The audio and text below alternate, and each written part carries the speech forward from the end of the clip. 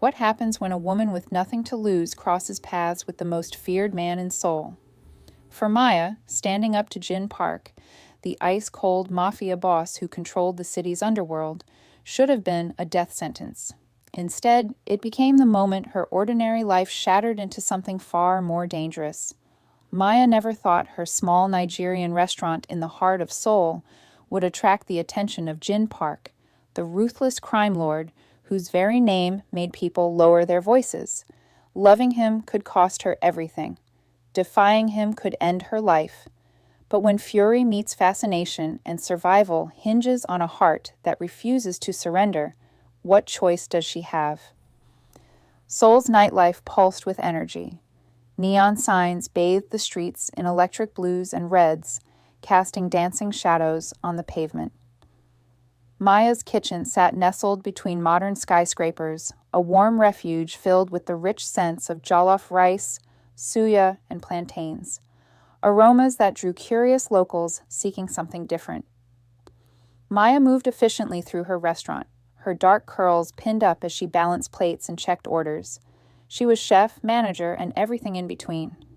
This place represented every sacrifice she'd made, every sleepless night, every moment of doubt she'd pushed through. It was hers. "Table 7 needs more banchan," whispered Su Min, her young server, nervousness creeping into her voice as she glanced toward the corner. Maya looked up. The air in the room had changed. A group of men dressed entirely in black had entered, their presence immediately dampening the restaurant's warmth. Conversations died mid-sentence. Customers suddenly found their plates fascinating. The man leading them didn't simply enter. He commanded the space. Tall and lean with razor-sharp features, his dark hair swept back perfectly. His suit looked custom-made, fitting him like armor. Maya had lived in Seoul long enough to recognize him, even though they'd never met. Jin Park, the Mafia kingpin whose influence stretched through every shadow in the city. They said he'd never shown mercy, that entire operations disappeared overnight when they crossed him. Her pulse quickened, but she kept her spine straight. This was her restaurant, her territory. Jin Park and his men claimed the largest booth. His bodyguards scanned the room with calculating eyes, silently warning everyone not to stare.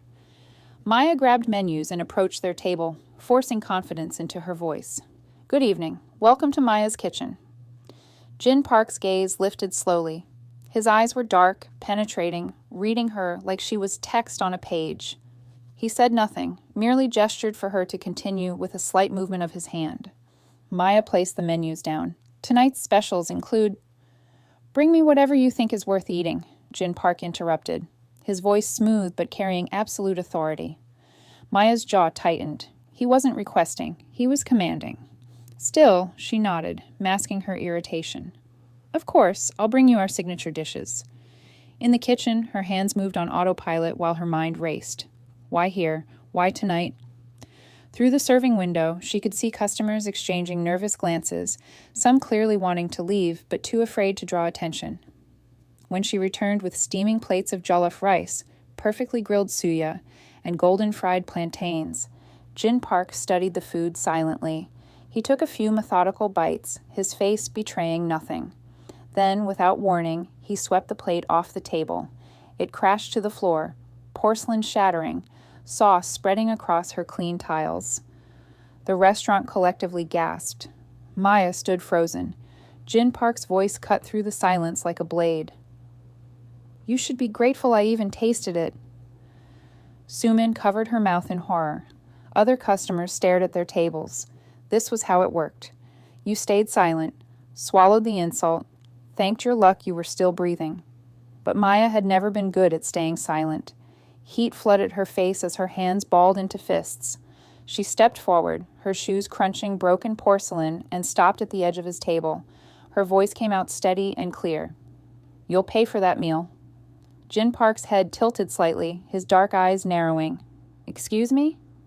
"You heard me perfectly well," Maya replied, her tone like iron. "You eat in my restaurant, you pay. You don't get to destroy my property and walk out like you own the place." The entire room seemed to stop breathing. One of his men stood abruptly, fury contorting his features. "You better watch." "Sit." Jin Park's command was quiet but absolute. The man dropped back into his seat immediately. Now Jin Park rose, towering over Maya. His presence felt suffocating, like standing before a gathering storm. He leaned close enough that she could see a faint scar along his jawbone. "You have courage," he murmured, his breath warm against her ear. But courage breaks when it meets reality. Maya's heart pounded, but she refused to step back. Her voice remained steady.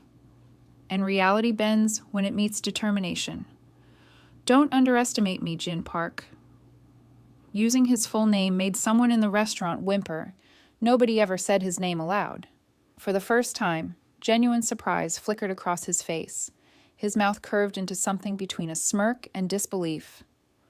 "Bold," he whispered. "Honest," she corrected. Maya grabbed her bill pad, wrote the total, and placed it firmly on the table between them. 30,001, cash or card. The tension shattered into stunned silence. Jin Park's men tensed, clearly expecting violence. Was this woman insane? Did she have a death wish? Jin Park studied her for a long moment, his expression unreadable except for his eyes. They burned with something new. Not just anger, something else entirely. He didn't reach for his wallet.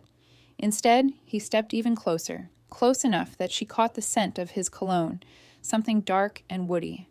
His voice dropped to a dangerous whisper. "This isn't over." Then he turned and walked out, his men following like shadows. The door chimed softly as it closed, an almost absurd sound after such heavy tension. The moment they left, the restaurant erupted in frantic whispers. "Is she crazy?" "She just spoke to Jin Park like that." "She's dead. He'll destroy her." Suman rushed to Maya's side, hands trembling. "What have you done?" Maya bent down and began collecting broken porcelain, her face calm despite her racing heart. What needed to be done? But as she disposed of the shards, she felt it deep in her chest. Tonight had changed everything. She'd challenged a king in his kingdom, and kings never forgot such defiance. The morning after brought an eerie quiet. Maya's kitchen opened as usual, but something felt wrong. The usual morning crowd had thinned dramatically, as if fear itself had spread through the neighborhood overnight. Maya arranged fresh puff-puff on display, but nobody came for them. Suman fidgeted at the register, jumping at every sound. "What if he comes back?" she finally asked, her voice barely above a whisper. Maya paused, wiping down the counter. She hadn't slept well. Jin Park's dark eyes haunted her dreams, his voice echoing. "This isn't over." She straightened her shoulders. "If he comes back, he'll find me right here." Suman looked at her like she'd lost her mind. "People disappear after talking back to him. Do you want to vanish?" Maya forced a smile. "I didn't move across the world to Seoul just to disappear now." But inside, doubt gnawed at her. She'd heard enough stories to know that Jin Park's power wasn't just reputation. It was reality. And before the week ended, she learned exactly what that meant. It started with her suppliers. Her main rice and meat supplier called, stammering apologies.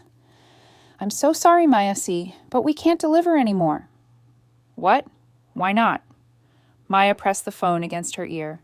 Silence, then a heavy sigh. "Orders from above, please don't call again." The line went dead. By afternoon, 2 more suppliers had canceled. By evening, even her packaging company terminated their contract. Maya stood in her kitchen that night, gripping the counter as she stared at shelves that suddenly looked sparse. She didn't need to guess who was behind this. Jin Park. The man didn't need to return and make threats. His silence was more terrifying, his reach more devastating. When she locked up that night, a black sedan idled across the street, its tinted windows hiding whoever sat inside. She felt their stare boring into her back. Her skin prickled, but she lifted her chin and walked home at her normal pace, refusing to show fear. Days crawled by. Business continued to decline. Regular customers stopped coming, murmuring vague excuses, but Maya knew the truth. Nobody wanted to risk Jin Park's wrath. Still, she refused to close. Every morning she cooked with whatever ingredients remained. Every evening she wiped down tables that fewer and fewer people used. And every night, that same black car appeared, watching, waiting. One evening after locking up, Maya turned to find a man in a black suit standing behind her. She stumbled backward, her heart leaping into her throat. "Who are you?" The man bowed slightly. "A messenger. My employer requests your presence." Her fist clenched. "And if I refuse?" His expression remained neutral. "Then we wait, but my employer dislikes waiting." Maya took a deep breath, fighting the dread rising in her chest. When she spoke, her voice was firm. "Tell your employer that if he wants to see me, he knows where to find me." The man's eyes widened slightly, surprise perhaps, but he bowed again and left, sliding back into the black car. Maya stood there as cold wind bit at her face. Her legs felt weak, but her spirit burned hotter than ever. The retaliation escalated quickly. One morning, she arrived to find her restaurant's windows smashed. Glass covered the floor like dangerous diamonds. Tables lay overturned. Someone had spray-painted red symbols across her walls, symbols she didn't recognize but instinctively knew belonged to Jin Park's world. Su-min burst into tears. "We need to stop, Maya. Please, this isn't worth our lives." Maya stood amid the wreckage, fists trembling. For one moment, despair clawed at her throat. Then she remembered her mother's words, spoken years ago, before she'd passed. "Stand tall, Maya. The world only respects those who refuse to break." With steady hands, she picked up a broom. "We clean. We open tomorrow." Su-min stared at her like she'd gone mad. Maybe she had, but surrendering meant Jin Park had won, and Maya hadn't come this far to lose now. That night, as she scrubbed the last paint from the walls, the door opened without warning. Polished footsteps echoed against the floor.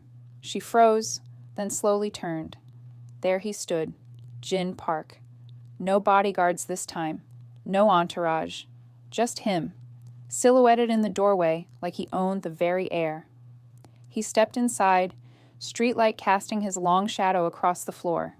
His black suit was immaculate, his presence overwhelming. Maya straightened, gripping her cleaning rag like a weapon. "Come to admire your handiwork?" Jin Park's lips curved into the faintest smirk. "Not quite. I came to see if you'd finally given up." His gaze swept the half-cleaned walls, the remaining glass piled in corners. Then his eyes returned to hers, sharp and searching. "You could have made this simple," he said softly. "All you had to do was apologize." He gestured vaguely at the destruction.